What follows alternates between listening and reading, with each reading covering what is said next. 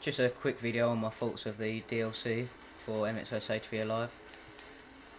It's only going to be like 2 laps long. I'll have to cut it off halfway through because I'm off my phone at the moment, so sorry if the quality's bad as well. First off, I'd just like to talk about the new 2 national tracks. First thoughts, they are really fun to ride, and there's a lot of big jumps and an opportunity to make some very creative lines. I can't do it, boys. I really can't do it. 13 years ago, I played Quarry Basin in MXO Safety Alive. Now, we scroll up here, we've got it in MX Bikes as well. So that's exactly what we're going to be doing today.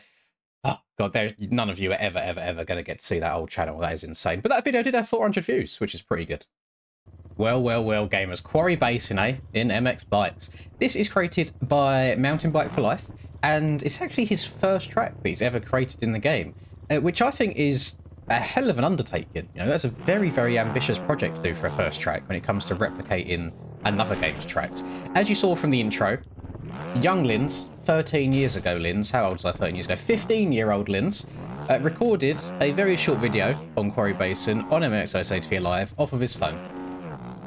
Simpler times, much simpler times. So there you go. Maybe trying to be a YouTube person was in the DNA all along. No idea.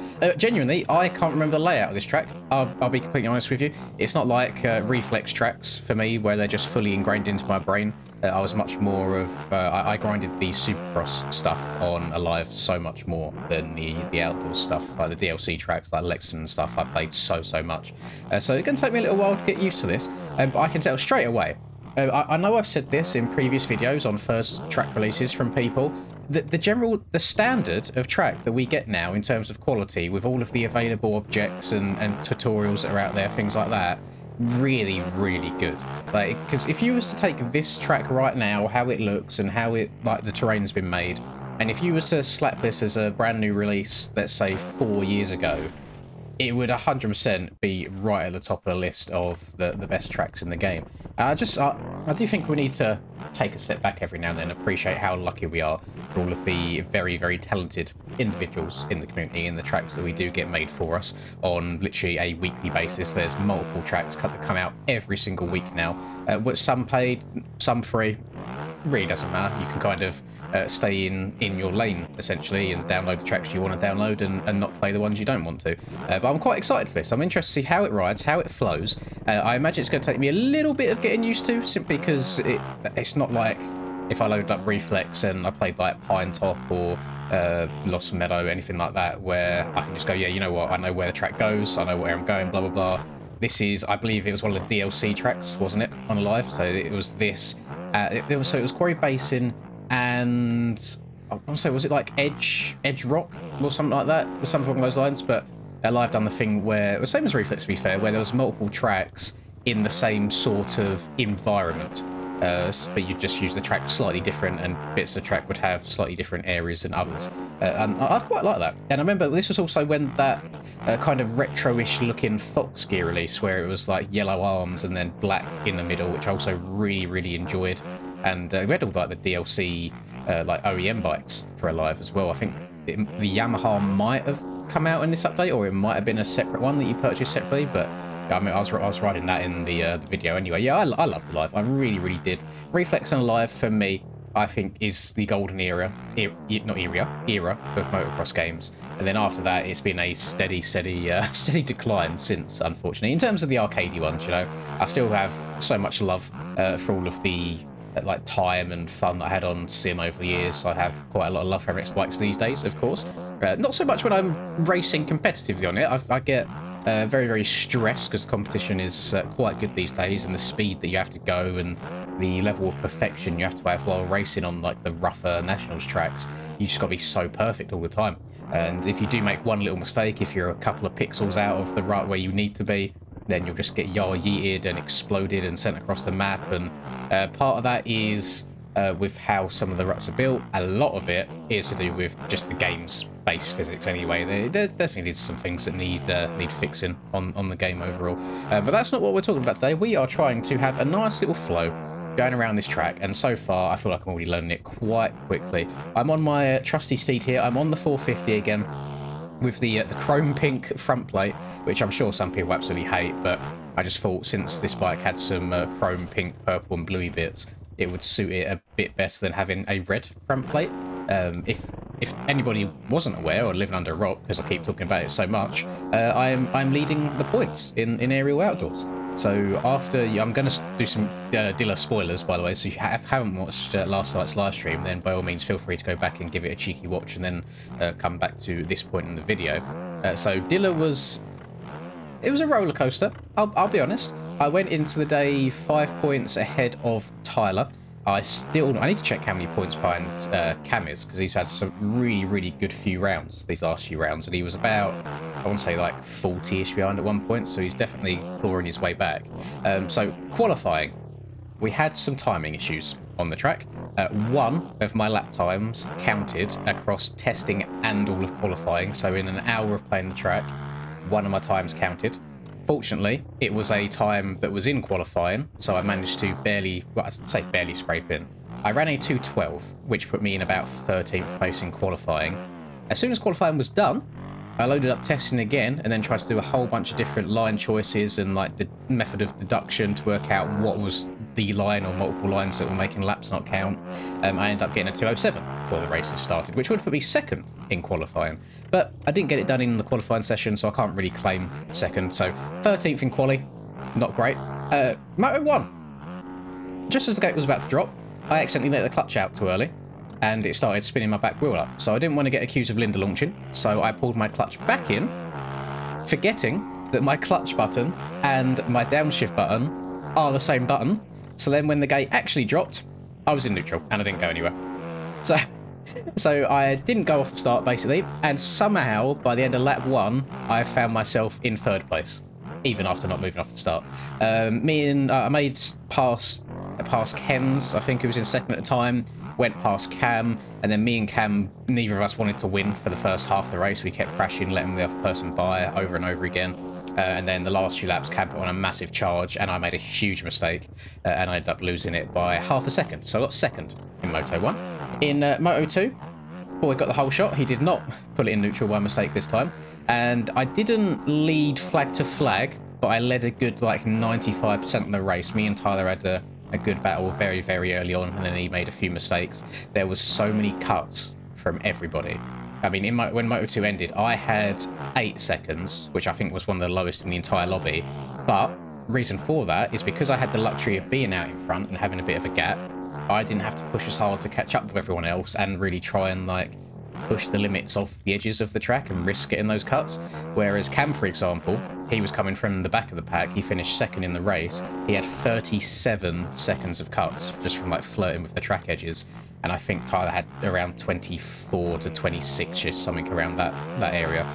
So yeah, I went 2-1 on the day, got 1st overall, and I actually managed to extend my points lead, which is really nice, because I was quite stressed going into the day. I don't know why. I think I haven't been putting the effort and the time in as much as I probably should be, being in the position I'm in. But yeah, I went from 5 points up to 12 points, which is very good.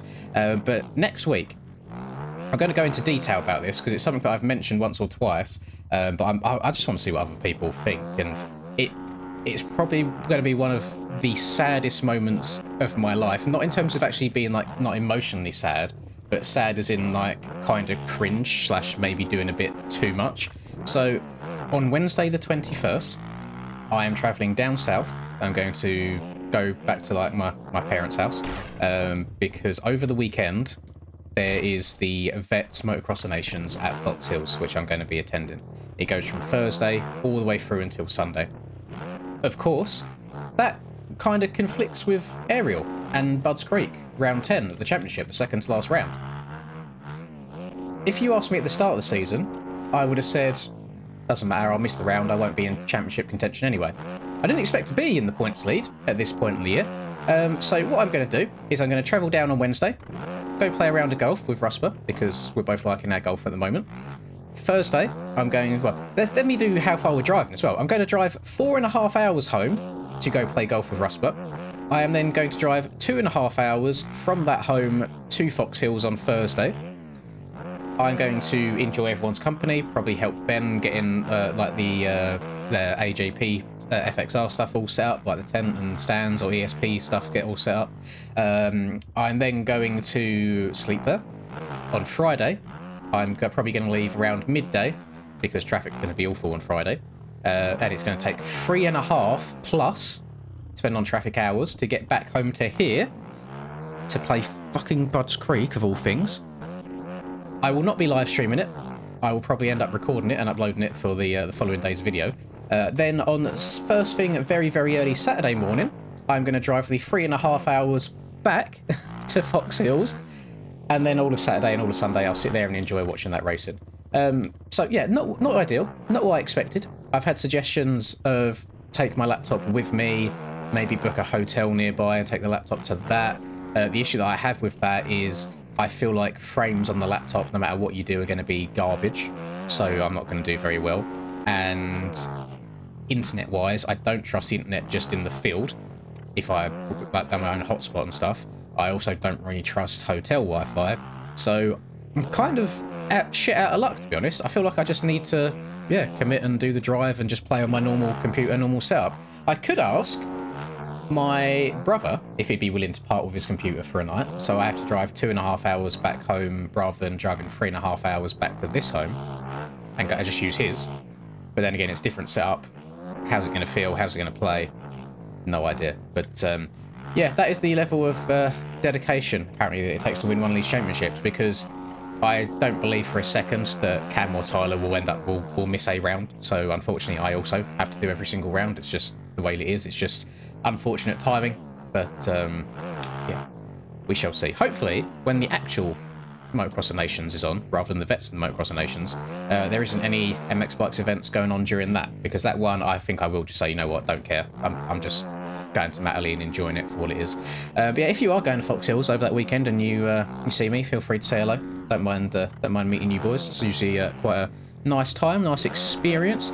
And sorry for just talking about random shit in this when I probably should be discussing the track and the pros and the cons and stuff. Cons, I am riding really, really badly, and I keep forgetting what part of the track I'm on and how far I have to jump.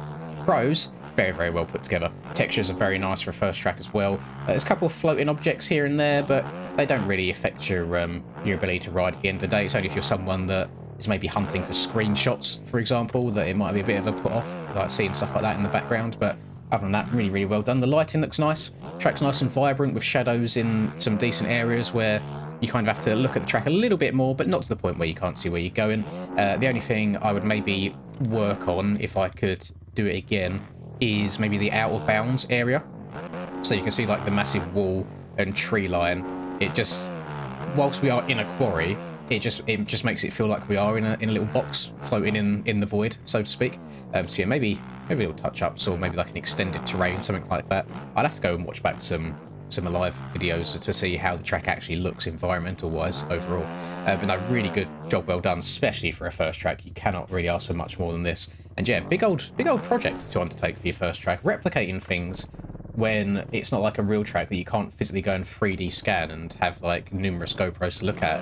It's got to be quite difficult, but it flows well, it rides nicely. There's multiple rhythm options in a lot of these rhythm sections, and it's a good job, well done all around. You should be very, very happy with yourself, sir. Done a good job. I am pleased, and looking at the comments on MXB Mods as well, it seems like everyone else is fairly happy with how the track came out as well. So good job, pat on the back, sir. And maybe some more replica tracks maybe in the future. That'd be good. I know that there is a big replica project going on behind the scenes at the moment. I'm not going to divulge any information on because I don't want to spoil anything. So you guys will have to sit tight and wait to see what happens in regards to that. But thank you very, very much for watching this video. It's very much appreciated. And also thank you for stopping by for the dinner live stream yesterday. I think we had like 300 people at one point, which this late on in the season is always really, really nice to see. I suppose maybe people are itching to get back into it a little bit after our little 2-week break that we had. So yes, drop a like if you enjoyed, subscribe to the channel if you're new, all that lovely stuff for the YouTube algorithms, and have a lovely rest of the day, whatever you're up to. I will see all of you in the next video. Peace. Lynn's in the zone, never backing down. Riding MX Bikes, he's the talk of the town. 2022 champ with a YouTube crown. His game is tight, no signs of slowing down. Late nights, bright lights, he's chasing that fame in the digital arena. Writing his name, she's a 10 out of 10. Supporting his lane, hairline might receive, but his passion's the same.